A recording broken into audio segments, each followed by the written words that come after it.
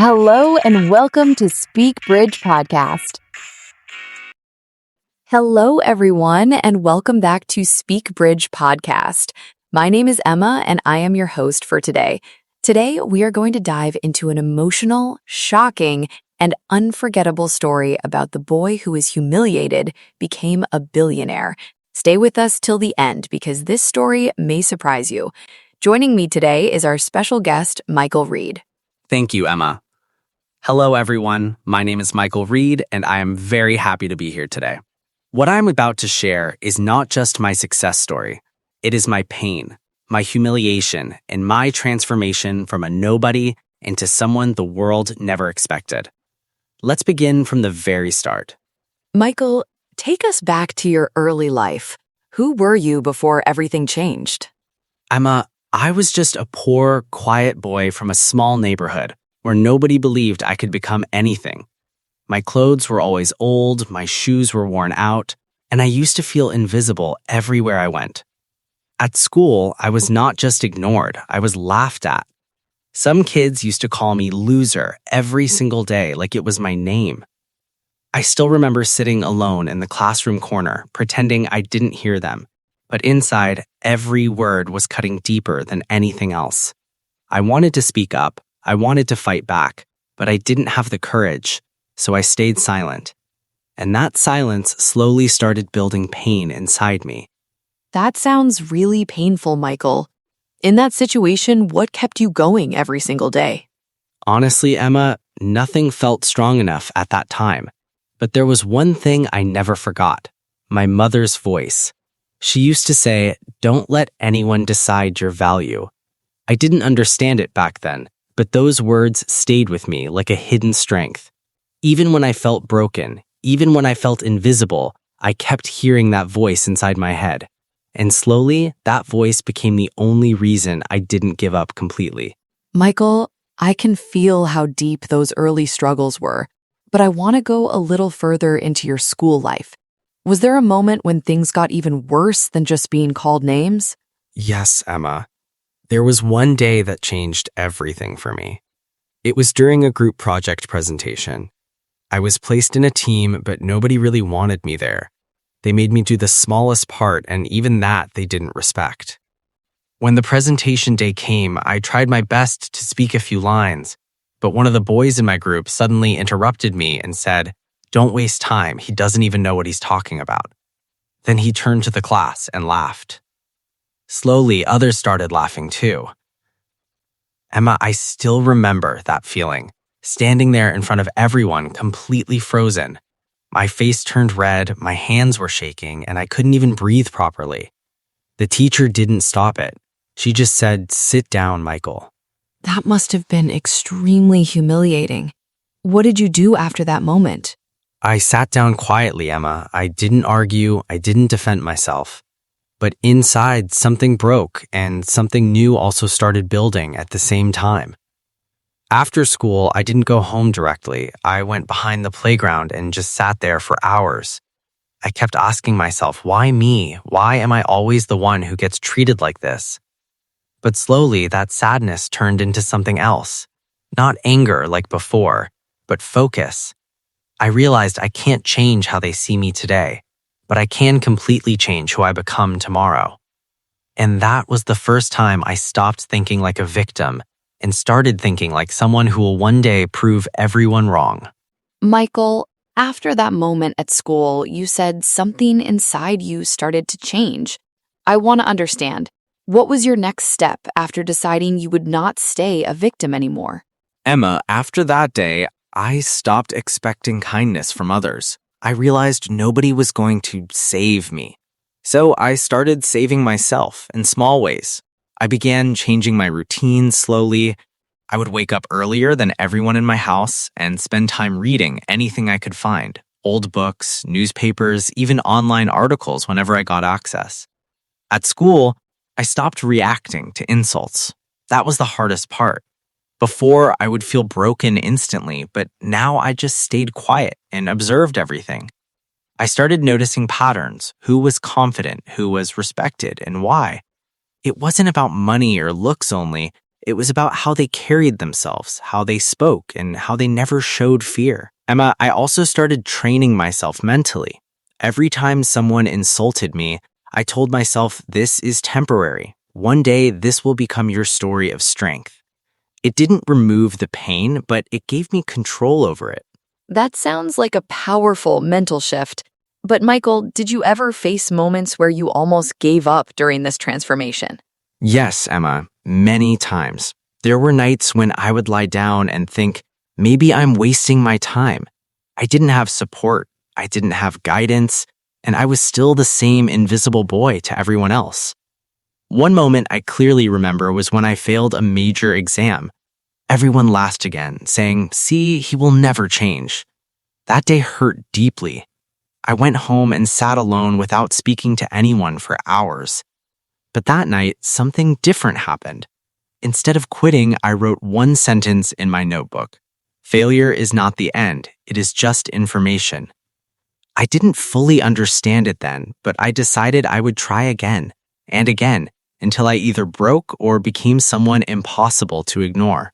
Michael, after that painful failure and the decision you made in your notebook, I want to understand something deeper. What did your daily life look like after you started treating failure as information? Emma, everything started changing slowly, but in a very real way. I became more disciplined without even realizing it. I started waking up early every single day, even when I was tired. Instead of wasting time thinking about what people said about me, I focused on improving small things like reading better, writing better, speaking better. At school, I still faced the same people, the same jokes, the same looks, but now I was emotionally different. Before, their words used to break me instantly. Now I would hear them, but I wouldn't react the same way. Inside, I was building something stronger than anger: control. I also started studying harder than ever before, not because I suddenly loved studying, but because I realized knowledge was the only weapon I could use to change my life. Every time I solved a difficult problem or understood something new, I felt like I was slowly taking my power back. That sounds like a real transformation in mindset. But Michael, did people around you notice this change, or did they still treat you the same way? At first, nobody noticed anything. To them, I was still that quiet boy. Some even laughed more because they thought I was still weak and invisible. But Emma, something interesting started happening. Even though they didn't respect me, I started respecting myself. I stopped looking down when I walked. I started speaking a little clearer when needed. I didn't try to impress anyone. I just stopped feeling smaller than them. And slowly, without realizing it, I was preparing for a bigger shift in my life. Because real change doesn't start outside, it starts when nobody's watching. Michael, you said something very powerful just now. That real change starts when nobody is watching. I want to go deeper into that period of your life. What was happening around you while this internal transformation was building? Emma, on the outside, nothing looked special at all. My life still seemed normal and even boring to others. I still went to the same school, walked the same streets, and faced the same people. The difference was invisible. But inside me, everything was different. I was no longer the boy who reacted to every insult. I was becoming someone who was building patience and long-term thinking. I started planning my days. I would set small goals like finishing a chapter, improving a subject, or learning something new every day. Even though people still treated me badly, I stopped taking it personally. That was a huge shift for me. I realized their words were not my identity. Their opinion was not my future. And slowly, that mindset started giving me strength I never had before. That's a major mental shift. But Michael, did anything external happen during this time that pushed you even further toward success? Yes, Emma.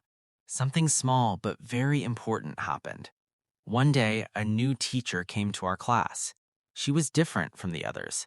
She didn't just focus on the popular students. She started noticing quiet students too. During one class, she asked a question that nobody could answer. Everyone stayed silent. I didn't raise my hand at first, but I knew the answer. My heart was racing because I was scared of being laughed at again. But something inside me said, "This is your moment." So slowly, I raised my hand. For the first time in a long time, I spoke in front of everyone, not to defend myself, not to survive, but to express knowledge. And when I answered correctly, the teacher smiled and said, "Good job, Michael." Emma, that single sentence felt like the first real recognition I had ever received in my life. Michael, that moment when your teacher finally appreciated you sounds very important. I want to understand, how did that small recognition affect your confidence and your direction in life? Emma, that moment stayed in my mind for days. It might sound small to others, just 2 words, good job. But for me, it felt like I finally existed in a positive way in someone's eyes. For years, I was only used to being ignored or laughed at, so hearing appreciation felt almost unreal. After that, I started participating more in class. Not suddenly becoming perfect, but I stopped hiding completely. I began answering questions when I knew them. I started raising my hand more often, and slowly, I noticed something. People started looking at me differently. Not with full respect yet, but with curiosity. Emma, confidence doesn't come like a lightning strike. It grows slowly, like building a wall brick by brick. That one moment gave me my first brick. That's a powerful way to describe it. But Michael, did this change also affect how people treated you outside the classroom? Yes, Emma, but not immediately. Some people still tried to mock me because in their minds, I was still the quiet, poor boy. But something had changed inside me, so their words didn't enter my heart the same way anymore. Instead of reacting, I started focusing on my goals. I began studying more seriously, not just for exams, but for my future. I also started thinking differently about life. I asked myself, what kind of life do I actually want? That question became very important. And slowly, Emma, I stopped living only to survive school days. I started living to build a future that was completely different from my present. Michael, you said you started living for a future instead of just surviving school days. I want to know, what kind of plans or dreams were forming in your mind at that time? Emma, this was the first time I started thinking beyond my current life. Before, my world was just school, insults, and daily struggle. But now I started imagining something bigger. I asked myself, what if I could build a life where nobody can ever look down on me again? So I started focusing on skills. I didn't have money, so I couldn't depend on anything expensive. I began learning basic business ideas from books and whatever I could access. I also started thinking about technology because I noticed how the world was changing fast. At the same time, I worked harder in my studies. Not because I suddenly loved school, but because I understood education could open doors I couldn't see yet. Every night I would study alone, even when I was tired or mentally exhausted. That's a big shift from survival to vision. But Michael, were there still moments where people tried to bring you down during this time? Yes, Emma, absolutely. Some students still mocked me. They thought I had not changed at all. They would say things like, he's the same poor guy, dreaming too big. But something was different now. Their words didn't control my emotions anymore. I would listen quietly, but inside I stayed focused. I realized something very important. People only laugh at you when they think you will stay the same forever. And I made a decision. I will not prove myself to them with words. I will prove myself with results. Michael, you made a strong decision to prove yourself through results instead of words. I want to know, what were the real challenges you faced while trying to stay focused on this path? Emma, the biggest challenge was not the work itself. It was the environment. Every day I was still surrounded by the same negativity. Some people didn't believe I had changed at all. They kept expecting me to fail again and again. There were also personal struggles. I didn't have perfect resources. Sometimes I studied in silence even when I was tired, hungry, or mentally drained. There were moments when I felt completely alone in my journey. No one was clapping for me. No one was encouraging me. But Emma, I kept reminding myself, discipline is what you do when motivation is gone. So even on hard days, I kept going. Even if I studied only a little, I made sure I didn't break the chain of progress. That kind of consistency is rare, Michael. But tell me, was there a moment when all this effort started to show real results? Yes, Emma, there was a turning point. After months of consistent effort, I started seeing improvement in my grades.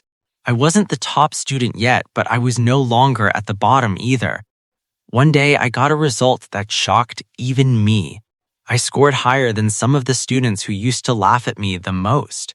It wasn't just a number, it was proof. Proof that I was no longer the same boy they used to insult. That moment didn't make me arrogant, it made me hungry for more, because I realized if I could improve this much in silence, I could go even further if I never stopped. Michael, now you are seeing results, your confidence is growing, and your life is slowly changing. But I want to ask, what was the most emotional or defining moment before everything reached the final turning point? Emma, the most defining moment came when everything started to align quietly. It wasn't a sudden explosion of success. It was a slow realization that I was no longer the same person they used to laugh at. There was one day in particular. I was sitting in class and the same group of students who used to mock me were now struggling with something I could easily understand. The teacher asked a difficult question, and this time, I was the one who could answer confidently. When I raised my hand, there was silence in the room. For a second, nobody expected me to speak, but I did.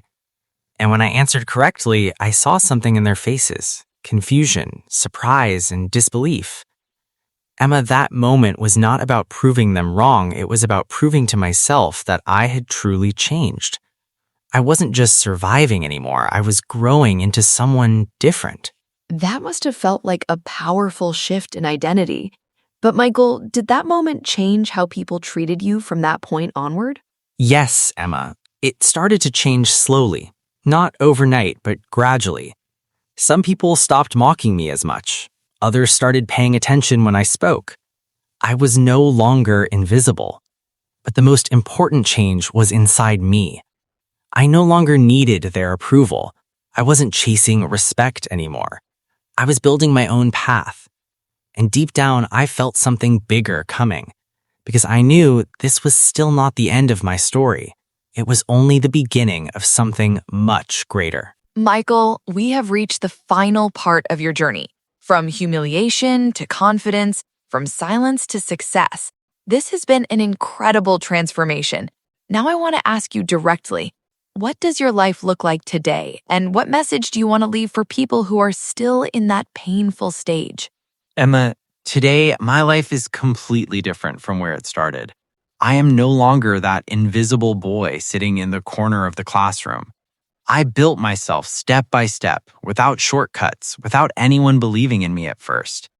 I won't say everything became easy. Life still has challenges, but now I face them with strength instead of fear.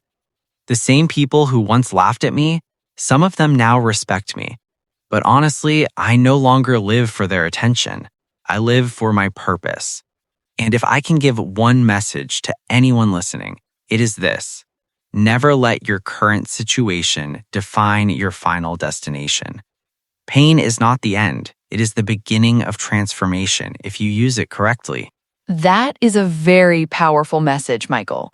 Before we close today's episode, I just want to say to everyone listening, your story is still being written. And like Michael, you also have the power to change your ending. If this story touched you, make sure you stay connected with Speak Bridge Podcast for more real emotional journeys like this. And if you are listening right now and feeling stuck, don't give up on yourself. Your time is coming.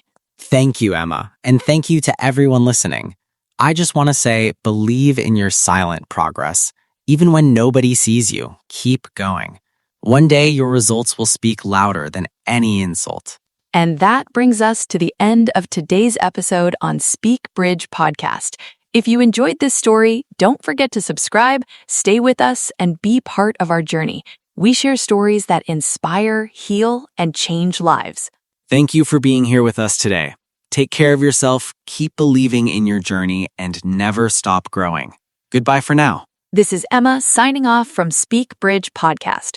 Until next time, stay strong, stay inspired, and goodbye, everyone.